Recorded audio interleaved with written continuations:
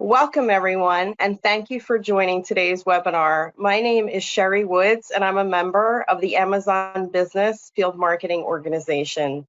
Today's webinar focuses on enterprise safety, safety supplies, the adoption of those supplies, and best practices. You'll have an opportunity to submit questions by typing questions into the question panel of the control panel. The materials and information in today's webinar are intended for informational purposes only. Some of the information may be dated and may not reflect the most current legal developments. Any opinions expressed on or through this webinar are the opinions of the individuals and do not reflect the opinions of Amazon Business. And now, without any further ado, I'd like to introduce the EVP of Amazon Business Strategic Accounts, Chris Costello.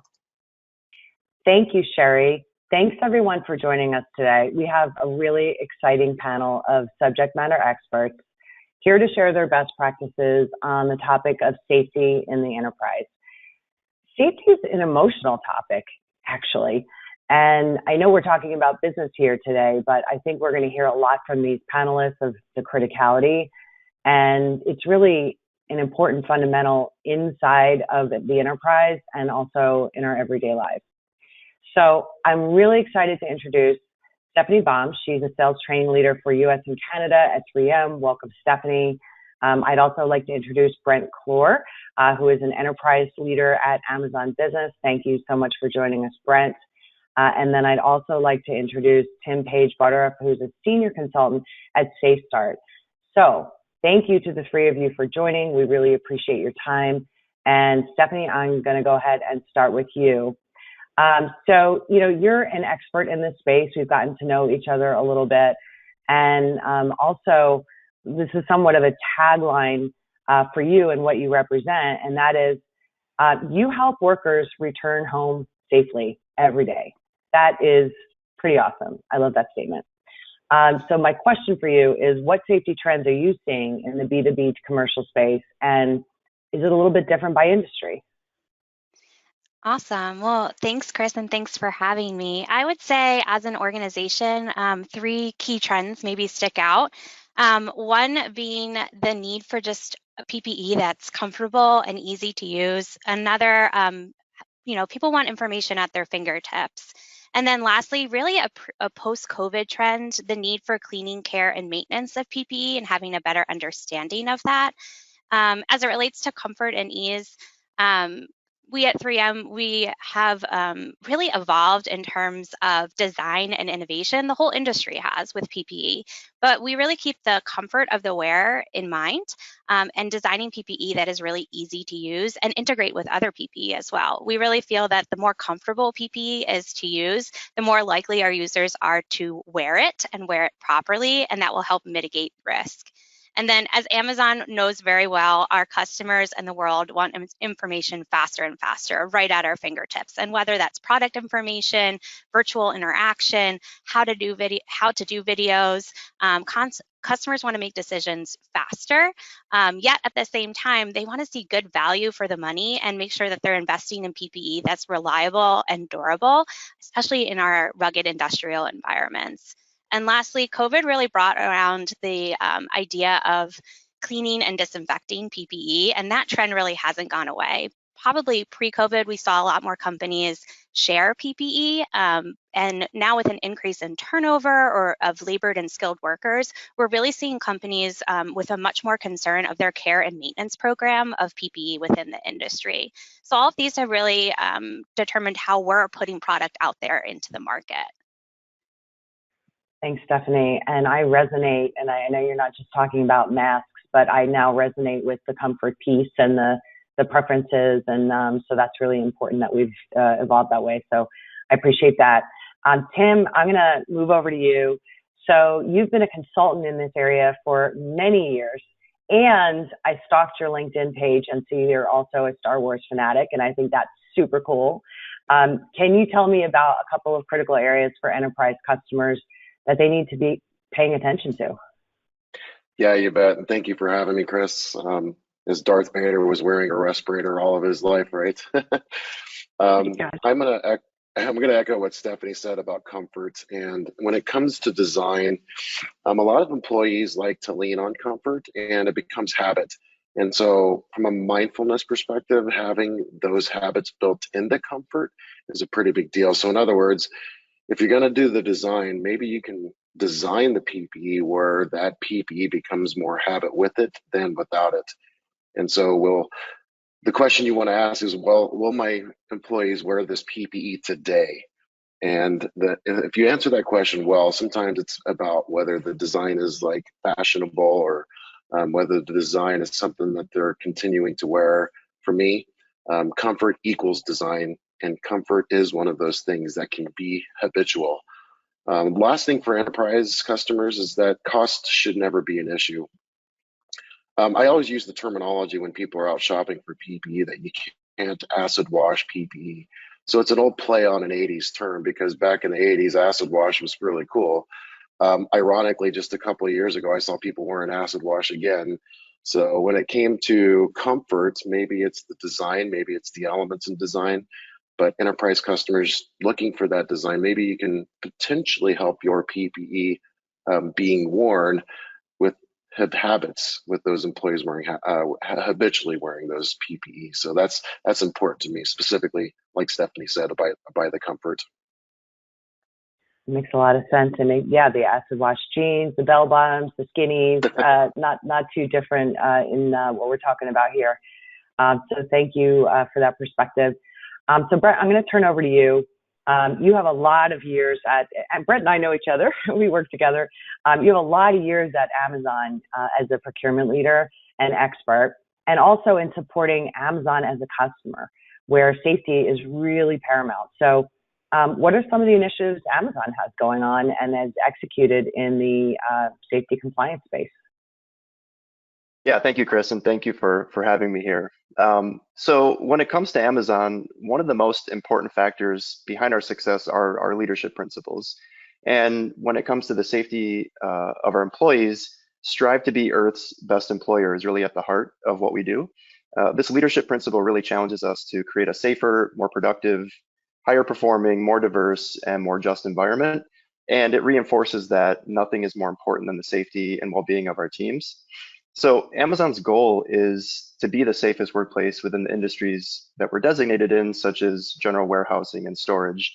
An amazing example to share regarding Amazon's commitment to safety is that from 2019 to the end of 2022, even with the addition of nearly 900,000 new employees, Amazon saw its worldwide recordable incident rate improve by almost 24%, and our lost time incident rate improved by 53%. During the same time frame, Amazon invested $1 billion in non-COVID related safety initiatives. And in 2023, Amazon plans to invest another $550 million in safety initiatives. So I think that's just truly outstanding. When we think about our typical Amazon employee in a fulfillment center, they pick, pack, and ship customer orders for all types of products that we know and love, from gardening tools and toys to groceries and TVs. With all these different items, there's different shapes, weights, and sizes, and Amazon continues to find ways to improve its operations to make a safer environment and more productive environment to work in. So my team is specifically working with Amazon's workplace health and safety team to ensure that Amazon Business can support initiatives with products in our marketplace that can support our employees.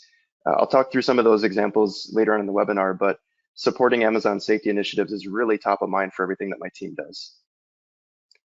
Awesome, thanks, Brent. And the fulfillment centers piece is absolutely crucial to the drivers, and we're excited to learn more as we go through the session today. So thank you for that. Stephanie, the company you work for is really big in this space and really is a leader in safety equipment. So how did 3M get into this space and become that leader in safety equipment and manufacturing? Yeah, absolutely. We have 50 plus years in the safety industry, and I think that really speaks to the value of our brand. As I mentioned before, trying to put out their very highly durable and reliable PPE. But in addition, we really have our team of expertise, service, and support behind our products as well.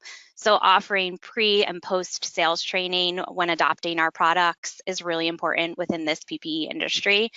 We have a team of EHS and regulatory experts that can give application guidance or help with troubleshooting or product selections as well. We have a 1-800 line that any of our customers can access here in the US. We have a team of over 70 technical specialists. Many of these sit on regulatory boards in helping with those standard advisories. And we have 100 plus safety professionals as well as fall protection specialists to help our customers within the industry. And in addition, we are a global manufacturer, so we do have that global footprint, but we're really streamlining our manufacturing process in the areas where the products are used, designing them to meet those standards that are applicable to those countries, provinces, et cetera. So it's about safety, but I would imagine that your products and all the experts that you have on the team also help some companies with compliance as well, right? Absolutely. Got it. And so what makes the safety products unique at 3M? Absolutely. Well, first and foremost, we're a science company, right? So we're trying to solve issues in safety using science and innovation. I mentioned before, 50 plus years in the industry, we actually invented our first respirator and our first earplug 51 years ago from this date. And since then, we've really been working to combine science with simplicity in developing those comfortable, easy to use, and efficient products. In doing so, we really take the feedback of our customers or that voice of customer to influence the product design and put them through a lot of trials with our customers as well. For example, we just came out with our 5th generation of our Speed Glass auto darkening filter lens. We're really excited about this, but this project took us over a decade of development with lots of feedback from our customers. From that feedback, we were able to enhance comfort features. We were able to move from a natural color design to a variable color design, allowing that user choice that's very unique in this environment. And then also being able to develop the first curved ADF lens in that area. So combining our customer feedback as well as the science and innovation that our company stands for allows us to put those unique products into the world. So there's almost a cool factor with some of what you described, not just absolutely. If it's cool, go wear it, like Tim said. Yeah, exactly. Okay, cool. Thank you for that. So Tim, we talked about this before. We now all know what PPE is. I remember when I first heard the acronym, I didn't know what it was. Well, we all know now. It is what it is. But why is it so important in the workplace? Great question. There's a lot of things going on in the workplace, and NIOSH does a lot of studies in regards to what we call the hierarchy of controls. And so in the very beginning as a consultant, you start going out and talking to people about the level of controls.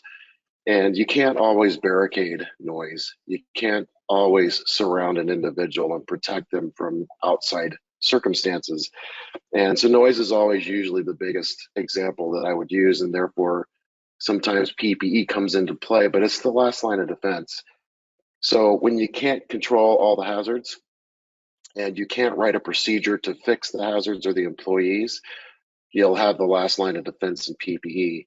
So I'll just use an old quote from my dad: if you take care of your stuff will take care of you. And so when it comes to PPE, why is it so important? I'll always use the terminology: take care of it so that it takes care of you. And if you take care of the PPE, you'll end up having it working correctly when it's needed. So from an instructional perspective, 3M hands out instructions when it comes to hearing protection and all the other things that they provide. And if you don't follow those, sometimes it just can take you down the path of, well, injury. So the biggest answer in regards to why is it so important, it does help prevent injuries. And if you use it correctly, you follow the rules, you follow the policies, you follow the recommendations of the manufacturer, and you take care of it, in the long run, it'll end up taking care of you. It's interesting, and despite the risk reward, injuries being the risk, why do some employees just not use PPE? I need to. Yeah, I mean, that's a great question. I remember back in the 80s, I was following in school, and my teachers would tell us, you got to go home and tell your parents that they got to start wearing their seatbelt because it's a state law. And when I went home to tell my dad he had to wear a seatbelt, he's like, nobody's ever going to tell me to wear a seatbelt. And so typically it's kind of a challenge. But ironically, most folks don't choose or decide not to wear PPE. It's because they usually forget it. And if it's an inconvenience, like for example, if you have to go grab a ladder, but the ladder's in your garage or your basement, and you can just step on a chair for a second, your mind is telling you to use the chair, don't go so far away to get the equipment. And the same is true for PPE. So when it comes to PPE, some people choose because it's inconvenient to go get it, or they're in a hurry to get something done. But for the most part, the reason why people don't wear it is because they forgot it. It happened through COVID for me. I put a facial covering on my gear shifter in the car, and then I'd have to go into the grocery store, and I would stop and go, oh crap, I need to go back and grab this thing off my gear shift and then put it back on. So going back to the habits, if it becomes habitual and you wear it and becomes more comfortable without it, then it can help alleviate forgetting, and it can help alleviate those moments of inconvenience. But typically, if it gets to a position where somebody actually says, I've arrived and I've got this, and they're too overconfident, that doesn't happen very often. But when it does, we can provide those habitual things that are cool and help set mindfulness as a motivation. makes a lot of sense. Yeah, I resonate with the seatbelt story. I mean, when we're driving all the way from New Jersey to Florida in the back seat of the car as a toddler, the times have changed. Also I've heard of stories of employees that are basically needing to wear like a fire retardant suit, and they're like, darn, it's hot out, right? And so maybe many times it's forgetfulness, like I forgot, but maybe sometimes it's a little defiance because of a big inconvenience and taking the risk. And that gets back to, you've got to build these things so they almost feel like a second skin and they're not inconvenient. Very true. Got it. Cool. So Brent, I'm going to go back and just see what we can learn in terms of, are there any new safety procedures that Amazon has implemented you can share with us? Yeah, absolutely. So we've heard from Stephanie and Tim regarding why PPE is so important and why 3M is a leader in the safety equipment space.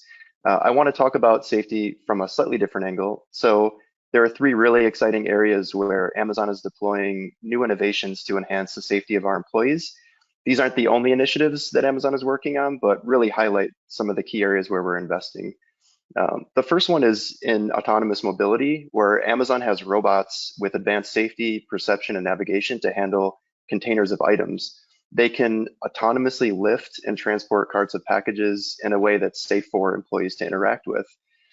These employees actually emit a light beam and can stop if someone is in front of it, which I think is very cool and also critical for a safe work environment, especially if you've ever seen the flows within our fulfillment centers. The second initiative is how Amazon is improving in safety around repetitive motion. So for some of our fulfillment centers, we have robotic containerized storage systems that reduce the need for employees to bend or climb or reach for items.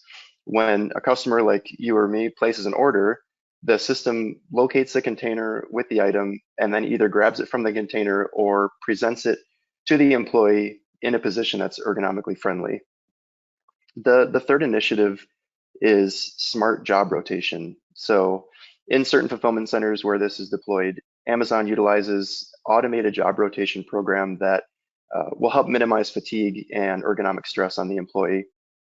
So in these cases, employees are matched with complementary jobs that reduce repetitive motion by using opposite muscle groups. And Amazon's continuing to evaluate process paths that can be added to this program. So all in all, these are super exciting innovations happening in our fulfillment centers. If anyone hasn't had the chance to tour a fulfillment center themselves to visualize sort of what I'm speaking to, would highly encourage checking out the videos we have available on the Amazon website under the safety section. You can see testimonials from employees, videos of this technology in action, and then more details regarding these projects and also other amazing innovations that Amazon's working on to enhance the safety of our employees. That is really interesting, the rotational piece of using opposite muscle groups. So you're not, I mean, I just think about my, gardening, right? And how you might feel the next day. So I think that is super smart. And I mean, who would have thought we'd be talking about robots and light beams? It's really, really fascinating, the technology set that we're implementing in our fulfillment centers. So thank you for that. Tim, I'm going to come back to you and ask, what are some of the most common workplace injuries? And, this is important for our audience to hear about. So we'd like to hear, what can people do in companies to mitigate these? Yeah, great question. I appreciate that. And you can go into Bureau of Labor and Statistics and type in your NASIC code and find out, based on manufacturing and fulfillment and distribution and shipping, that you'll find out that struck by and cuts, contusions, and abrasions are in the top. And then when you guys are building a lot of facilities within Amazon, there's a lot of construction activities going on. And then this is not just Amazon-wide, this is construction-wide. But when it comes to construction, falls is the leading account for injuries. And so to kind of tackle to what Brett was talking about in terms of laser lights and lots of robotics, there's new and emerging types of injuries where people will walk into a lighting control center, and eventually that, if it fails, there could be a struck by. So those kinds of things are starting to filter in now with more use of robotics and automation. So with hands and those types of injuries with regard to cuts, contusions, and abrasions, ordering the right kind of gloves is helpful. It's fun when you go to New Orleans and you order, shucked oysters, but the great thing about that person that's doing it is wearing the right kind of gloves. It's a steel meshed glove that helps prevent those types of injuries. One of the great ways to reduce those types of injuries too, especially if you're handling fulfillment, is just a quick set of gloves that you can buy and rotate those in and out. Again, like the human factors that I mentioned before, if you forget to wear them, that's particularly 98% of the reasons why actually people get injured, because they actually forgot to put their PPE on. With regards to falls, there are several methods of preventing falls. And going all the way back to the OSHA guidance, it's cover the hole. It's prevent falls by using guardrails. But if those things don't present themselves in prevention, 3M has a great set of fall arrest harnesses that you could use that attach to self-retracting lifelines. Just don't forget, there's a huge difference between fall prevention and fall arresting. But when you have to use that last line of defense in fall arresting, harness inspections, taking care of them, all of that stuff comes into play. Same thing with the human factors we talked about, but those are the most common injuries and what you can do to prevent them. Got it. And I resonate with the shucking oysters in New Orleans, and similar to me cutting my hand on the crab claws in Everglades City. And I don't want to make light of it. I mean, it's real. I could have used some gloves for that situation, but some of the things that you talked about are life or death situations, and so it really speaks to the criticality of safety equipment, compliance, and learning the best practices that you've been sharing. So, along those same lines, Tim, is there a takeaway for the audience on what can they all do within their corporations to increase the use of PPE? Thank you. That's a great question. And there's several guides that are out there for PPE, and working with SafeStart, we don't necessarily go in and consult and tell people to follow compliance, even though that's what they're supposed to do. We spend a lot of time on the motivation to mindfulness. And so if we can start getting our employees to think, when they close the locker door, did I grab what I need before I step into that area? And if that were the case, then we can also get our employees to start, from a mindfulness perspective, looking out at their coworkers. Can they go out and do they have what they need? And if they do this as a team, I'm going to quote one of my favorite poets. His name is Robert Van Winkle out of Daytona, Florida. He actually said in a great conversation, stop, collaborate, and listen.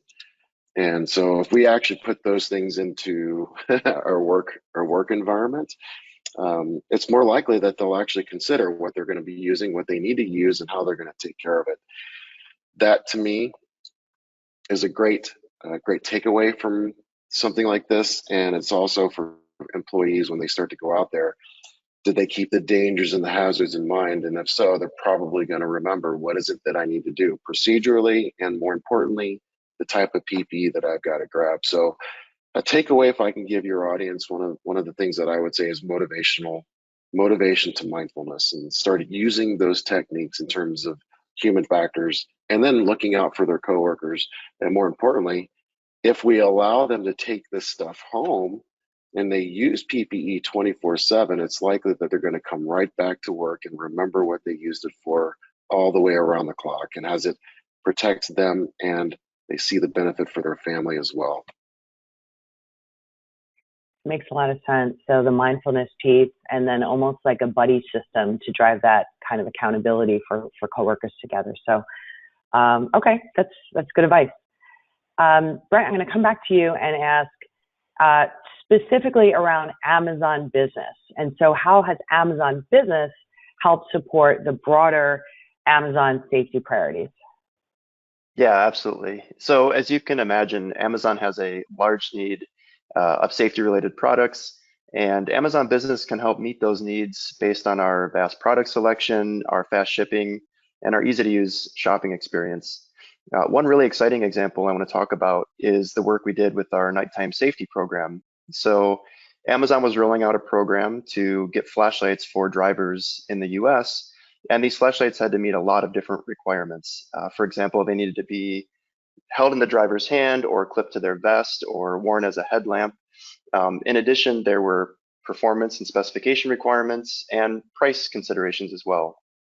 On top of all this, we had a very challenging timeline to meet to roll this out across the nation. So Amazon Business helped Amazon find a third-party seller. We were able to have a custom designed and manufactured solution built that met all of the needs. And this went through Amazon Business's custom quote engine, which enables for large bulk purchasing. And we were able to ship and deliver the flashlights to hundreds of locations to help support driver safety. So this example really illustrates the ability of Amazon Business to work with a company's specific safety requirements, because it definitely is not one size fits all. Customers across multiple industries like manufacturing, hospitality, or even corporate settings all have different needs, like we've discussed today. And sometimes it's a one-off purchase for a single location, and other times it could be a nationwide campaign with multiple products. Amazon Business has the ability to support not only items within our expansive marketplace, but we can help find solutions for third-party sellers as well, coordinate large orders, often at a discount, and offer shipping solutions to meet the needs of what our customers need to do to support the safety of their employees. That's a great story, and driver safety is an absolutely critical program. And I like that you spoke to the fact that not only did it meet the specs, which were a unique set of specs in terms of, I guess, size and features, but also the large quantities and the pretty intense timeline associated with it, with a custom quote engine that kind of automated the process and allowed you to help find what broader Amazon needed to meet those safety priorities. So I appreciate you sharing that. Okay, good. And then on the heels of that, when you think about the broader employee base at Amazon, how do the employees know what are the right products to select from a safety standpoint? Because there are so many choices out there on Amazon Business. Yeah, great question. And it's a super important consideration to make sure that folks are buying the right products that are approved for safety. So when it comes to buying the right products, Amazon Business has many options to help enterprise customers achieve their goals. So just speaking generally, not just about Amazon, but really any Amazon Business customer, within our website, we have a PPE for work section that you can actually see a vast assortment of items that we offer in the marketplace, generally at discounts. So whatever your organization needs, Amazon can help put the right guided buying policies into place to ensure employees find the right products at the right time. For example, many of us are familiar with buying on Coupa, but we help customers find the right solution with any of their e-procurement systems, or if they need to go direct access to our website. Speaking to Amazon specifically, my team works with Amazon's workplace health and safety team to order, test, and approve safety-related products. Those products are then incorporated into approved purchasing lists, which are available on Amazon Business via our punch-out process.